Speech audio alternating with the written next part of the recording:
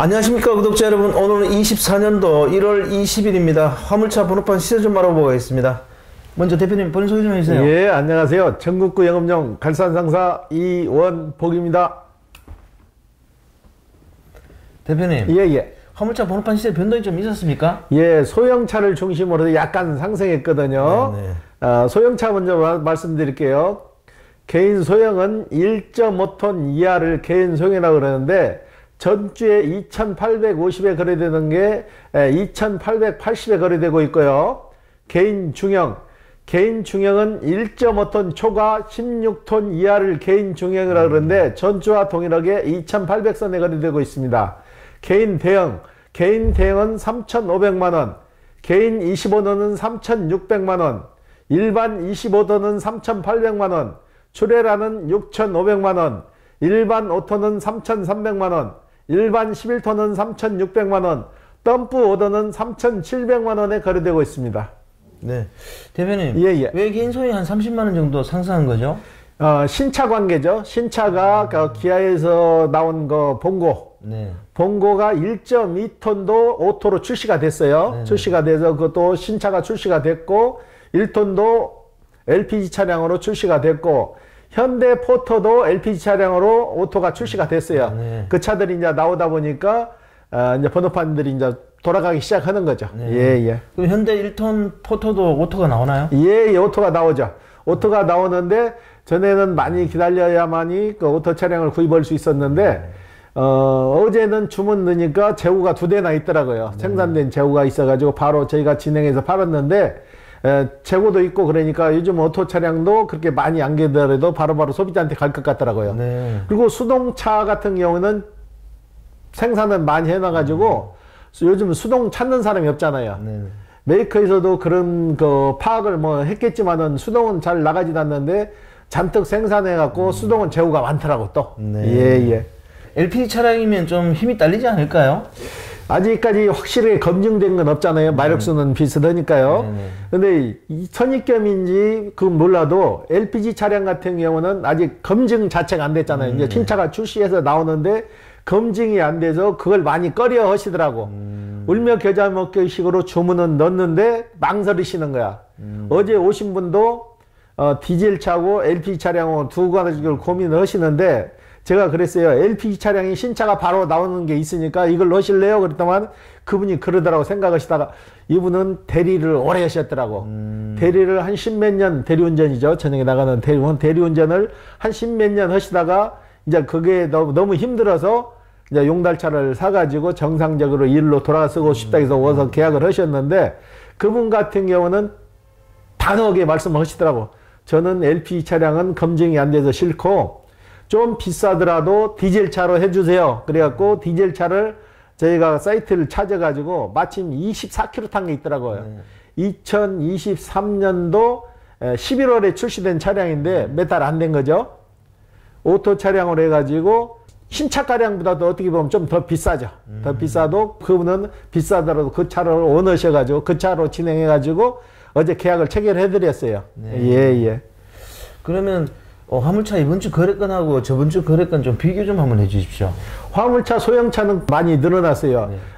전주에 6대, 7대 하던 게 한 10대 선으로 회복됐고, 매물이 지금 좀 딸려요. 매물이 딸려서 가격도 소폭 올랐고, 저희는 지금 2,880에 파는데, 오래된 번호판은 2,900이 넘어섰고요. 그리고 소형차에 붙어있는 번호판, 나보나 다마스에 붙어있는 번호판도 2,900선에 저희가 팔아요. 예.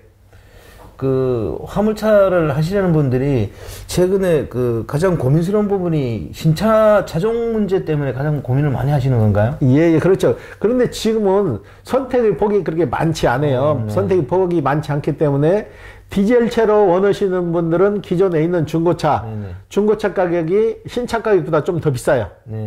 왜 그런 거니? 인판급으로 나오는 것은 상사로 이전해서 그걸 다시 되파는 건데, 가격대가 쉽게 말해서 메이커에서 나올 때 2,200만 원짜리 차를 하면은 150에서 200 정도 더 비싸요.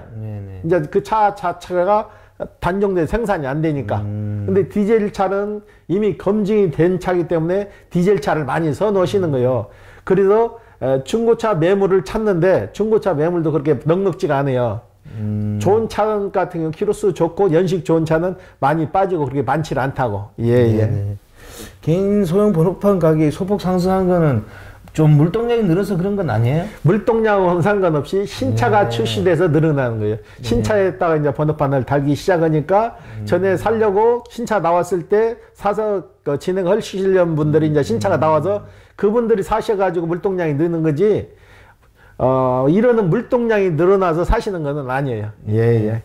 그러면 다음 주 화물차 번호판 시세 전망은 어떻게 보세요?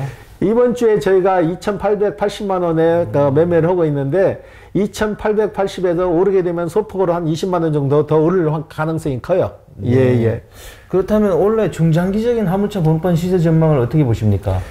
2,900에서 2,950선까지는 회복될 것 같아요. 전에 제가 작년까지만 해도 내가 3천만 원은 무조건 회복됩니다 했는데 회복이 좀 더뎌요. 더디고 지금 신차가 나와서 티오값이 좀 올랐는데 2,950에서 올해 장기적인 전망을 하게 된다면은 2,950에서 3,000까지는 오를 것 같아요. 예.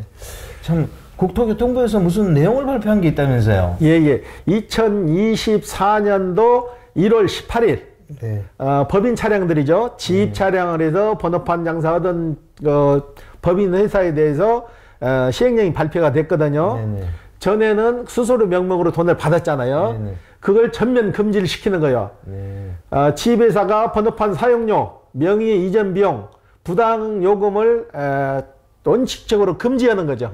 금지해서 만약 이걸 위반하면은 지입차들한테 과태료 500만 원을 매기고 차량을 이제 지입차들 감차를 한다는 얘기죠. 운수회사 차량을 대수를 줄인다는 거예요. 만약에 이 법규를 위반해서 계속 그래도 한다면은 과태료 매겨서 안 되면은 감차해서 차 대수를 줄인다는 거예요. 법인 회사 차를. 그리고 법인들은 물동량 20%를 무조건 의무적으로 맞춰야 돼요. 맘마만 팔지 말고 물동량도 좀 주라는 거죠. 감사를 해가지고 앞으로는 이제 위반하는 업체들은 사업 정지나 감차, 과태료로 해서 매긴다는 거죠. 그런데 실제적으로 제가 보는 관점에서는 맥락이 없어요. 전에 그랬잖아요. 지입차주들한테 피해본 사람들 구제해서 뭐 내놓은 건 없잖아요. 전에서 지입해서 수수료 받고 했던 거는 지금 어떻게 했다든 그런 내용은 하나도 없어요. 하나도 없고 앞으로 하겠다는 내용만 있는 거지, 전에 1차 조사, 2차 조사에서 지입사들한테 수수료 명목으로 500만 원, 100만 원씩 준 거든 되돌려 준다든가 뭐 그런 내용은 전혀 없고 앞으로는 방지를 하겠다 그런 내용밖에 없는 거죠. 예. 그 감차시킨다는 건 좋은 방안 같아요. 근데 감차도 이미 제가 논에 얘기했잖아요. 감차시킬 게 없는 거예요. 이미 다 쪼개기 해서 물동량 다 맞춰놨는데 뭘 감차시키냐고요. 이분들이 그리고 이게 앞으로 드러내놓고 수수료를 받는 게 아니잖아요. 뒤에서 현금으로 받아버리면 이걸 어떻게 입증을 할 거냐고. 운수회사들도 지입료만 받는 데면 지입료 20만 원, 30만 원 받고 장기적으로 그걸 유지할 수 있겠냐고요. 지입회사들은 법인회사들이나 지입차 남발을 쓰시는 분들이나 서로 인연할 수 있는 방법을 국토부에서 만들어서 발표를 해야지, 지입차들 누구들 임대 낼 때 수수료 받지 말고 뭐 하지 말라 이 규제만 있는 거지 상생하는 방법은 하나도 안 나온 거죠. 돈 없는 사람들은 그러면 개별을 사야 된다는 얘기인데 운수에서도 나름대로 또 뭔 방법을 만들 거 아니에요. 그렇게 되면 지입해서 쓰는 사람들이 힘들어진다는 얘기죠. 지입회사 편을 드는 게 아니에요. 소비자들이 그만큼 더 힘들어진다는 얘기지. 이 지금 발표한 법대로 간다면. 국토교통부 발표 자료에 따르면 화물 운송요금 현실화 방안은 좀 있던가요? 현실화 요금 방안은 없고 지금 안전운임제가 2020년대에 도입돼 가지고 화물 종사자들한테 적정 임금을 보장하라 했는데 이게 과로, 과적, 과속 이 방지를 위해서 최소 운임을 보강하는 법이었어요. 이게 일반 소형차나 중형차에는 맞지 않는 법이에요. 이분들은 뭐 그게 안전운임제가 뭐가 필요하고 표준운임제가 뭐가 필요하냐고요. 표준 운임제 같은 경우는 2008년도에 도입을 논의해서 계속 흐지부지 가다가 2017년도 그 문재인 정부의 대선 공약으로도 본격으로 추진해갖고 2018년도에 국회에 통과되었고 운수사업법이 2020년도에 안전운임제로 바뀐 거죠. 안전운임제 주요 내용은 화물 종사자들 근로 여건, 최소한 운임을 공표해가지고 낮은 운반비로 거는 데는 화주한테 500만 원 과태료를 매긴다. 그리고 화물 자동차 운송 원가를 심의를 해가지고 교통부 장관이 매년 1년에 한 번씩 10월 31일 날 공표를 한다 이랬는데 지금 그게 잘 제대로 지켜져갖고 내려온 건 없잖아요. 네. 그래가지고 지금 정부에서는 이 자체를 없애려고 그러는 거잖아요. 네. 근데 야당에서 단독으로 2023년도 12월 19일 날 안전운임제 3년 연장을 발표를 했어요. 야당 단독으로. 근데 이것도 정부에서 협조를 안 해가지고 이것도 확실하게 근거는 없어요. 네. 지금 이게 적용되는 차량이 컨테이너, 시멘트 운반 차량밖에 없지. 제가 누누이 얘기하지만은 소형차 중심으로 최선책은 이런 걸 좀 발표해 줬으면 쓰겠어요. 국회의원 선거도 얼마 안 남았으니까 과감하게 소형차 기준으로 매다길 장착을 100% 해준다. 정부 보조해서 지금 택시도 그러잖아요. 정부에서 보조해서 매다기 무상으로 다 달아줬잖아요. 화물차, 소형차도 정부에서 매다기 달아주라는 얘기예요. 달아줘서 매다기 요금 체제로 가면은 이런 표준 요금제나 안전운임제 이런 거는 아무 의미가 없는 거죠. 그렇죠. 대형차만 유지로 하는 거 무슨 의미가 있냐고요. 우리나라 원동력은 소형차인데. 네. 예. 결국 국토교통부 발표 자료에도 개인 소형차 화물 운송 요금 현실화 방안은 없는 거네요. 전혀 없죠. 그런 건 쏙 빠졌죠. 네. 예. 그렇다면은 매타기 이런 걸 갖다가 이렇게 국회나 정부에 건의를 해야 될 텐데 화물님들이 좀 이렇게 단결해야 되는 거 아닌가요? 이럴 때일수록. 단결을 해야 되는데 문제는 개개인의 생존권이 걸린 문제잖아요. 네. 이분들이 생업을 놓고 가서 광화문에 가서 집회할 수는 없는 거잖아요. 네. 이런 거는 조합 차원이나 조합에서 조합비들 받고 그렇죠. 회원들 관리하잖아요.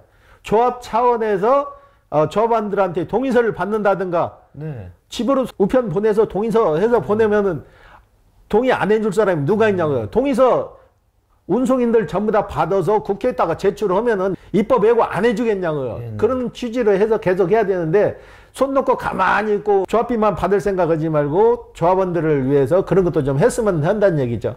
그리고 국회의원들 말로만 떠들지 말고 실질적으로 서민 운수하신 분들이 굉장히 힘들잖아요. 이분들을 위해서 뭔 대책을 내놨으면은 매다기를 달아준다든가 이런 시행령을 만들어 가지고 상정이라도 좀 해가지고 자꾸 두들려 봤으면 쓰겠어요. 두들겨 봐서 열릴 때까지 두들리면은 안 되겠냐고요. 개인 소형 화물 하시는 분들이 이걸 갖다가 뭐 정부에다 민원을 내거나 연명으로 청원하거나 해서 계속 의견을 좀 전달해야 될 것 같은데 그런 게 좀 부족한 것 같아요. 그러니까 지자체마다 조합이 있어요. 그러니까 용달조합이나 네. 개별조합이나 일반 화물 조합이나 일본 조합에서 조합원들의 주소지 다 알잖아요. 네. 공문을 보내는 거예요. 이런 취지로 해서 우리가 정부에 건의하려고 그랬는데 네. 서명해 주세요 해서 하면은 서명 안 해줄 사람이 누가 있겠냐고요. 그렇죠. 매다기 달고 해서 운임을 정상적으로 활성화 시켜준다는데 근데 조합에서는 이런 건 전혀 없잖아요. 네. 조합비만 받으려고 그러니까 조합원들이 그런 거예요. 너희들 조합에서 해주는 게 뭐가 있는데 조합비 25만 원, 20만 원 받고 조합비 다달이 만 원씩 받아가면서 뭐하고 있냐 이거죠. 화물인들도 이렇게 개인 택시처럼 좀 똘똘 뭉치면 정부나 이게 국회나 정치 쪽에서 정치인들이 그들의 의견을 좀 귀 기울이고 또 그걸 정치 공약으로 이렇게 내놓을 텐데 저는 그런 게 좀 부족하지 않나 싶습니다. 좀 안타까워요 저는요. 예. 누가 앞장서서 하는 사람이 없는 거죠. 화물노조라고 해봤자 큰 차 중심으로 해서 화물노조가 있는 거지 소형차 중심으로 해서 화물노조는 없잖아요. 근데 소형차에서도 뚜렷한 대안책을 가지고 누군가 나서서 해야 된다는 얘기죠. 네. 근데 화물협회는 많더라고요. 그 협회는 뭐 하는 거예요 그러면요? 우리 기사분들 하시는 말씀이 맨날 그러잖아요. 협회에서 조합비 받고 협의비 받는데 너희들이 앉아서 하는 일이 뭐냐. 겨우 앉아서 대표자 공문 끊어주는 것밖에 더 하냐 이거죠. 네. 그러지 말고 이걸 개개인한테 공문 보내서 우편으로 받아서 동의서 받아서 국회에다가 제출을 하란 얘기죠. 네. 매다기 달아서 메다기 체제로 가자. 네. 얼마든지 가능한 건데 노력의 의지가 없는 거죠. 네. 예, 예. 좀 그분이 안타깝습니다. 예, 예. 자, 오늘 인터뷰 감사드립니다. 예. 네, 구독자 여러분, 시간 관계상 길게 얘기할 수는 없고요. 이번 국토교통부 발표 자료에도 개인 소형 위주의 화물 운송 현실화 방안은 없네요. 좀 화물인들이 좀 단결하고 개인적으로도 좀 자기 의견을 내고 단체로도 의견을 내야 누군가 귀 기울여 줄 텐데 그게 좀 아쉬운 것 같습니다. 자, 호화제는 다음 시간에 또 다른 주제로 구독자 여러분 찾아뵙겠습니다. 안녕히 계십시오. 호호 아지였습니다.